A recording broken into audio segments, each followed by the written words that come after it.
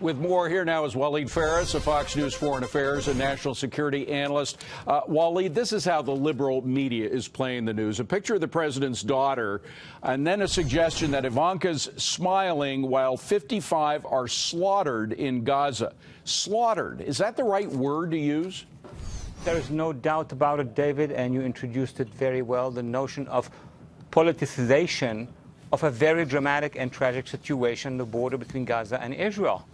Definitely, it will be done, and even more in the future. Here's my message. But just forgive me, Walid, I just want to focus on this one point, because words matter. And to say slaughtered, those 55, yes, they were killed.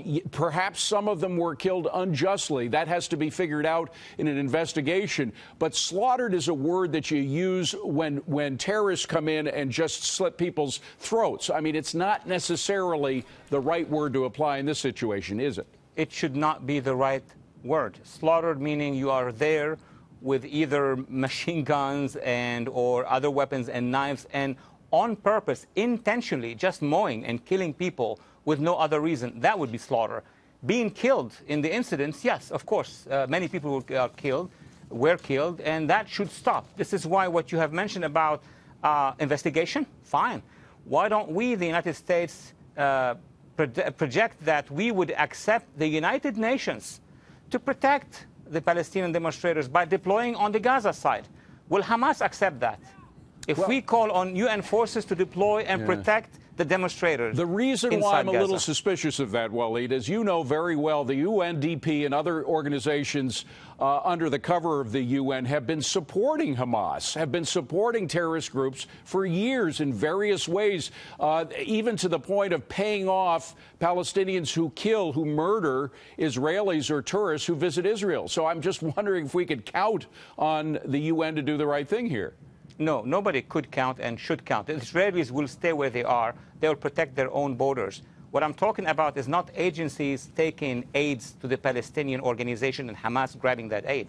What I'm saying is in front of the world, we are looking at those borders. You're going to have international, multinational forces separating Israelis and Hamas and telling them, OK, now you protect them. What would you do? What would the UN actually do in this situation is my question. Good question. Listen, I got to switch to a different part of the world, because this is breaking news that the North Koreans may be pulling out. They definitely pulled out of talks with South Korea, but they're threatening to pull out of the planned summit with President Trump. The North Korean Central News Agency just put out a notice saying the United States will have to undertake careful deliberations about the fate of the planned North Korea-U.S. summit in light of this provocative military ruckus, using their words, jointly conducted with the South Korean authorities. Of course, they're talking about these war games that they have not complained about in the weeks preceding this. Now suddenly they're saying that it could be a deal breaker in terms of the summit.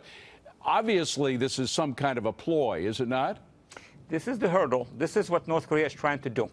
They must be negotiating something already with the United States, and they're using this matter, pressure against South Korea and the maneuvers. They wanted basically international observers to look at the dismantling of a nuclear base. Now they're talking about exercises inside South Korea. So they are putting pressure already on the forthcoming summit. Now, how do we play it? We've heard from the State Department. They say, look, this is the first we heard of it. We think the summit is still going ahead. We're full speed ahead on this. Can they continue to ignore it, the State Department, or have they got to address it at some point?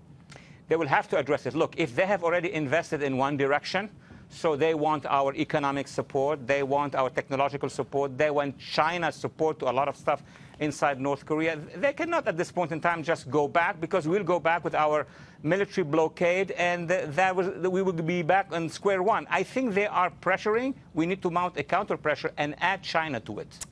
Very interesting. Walid Phares, good stuff, Walid. Thank you very much. Thank you, David.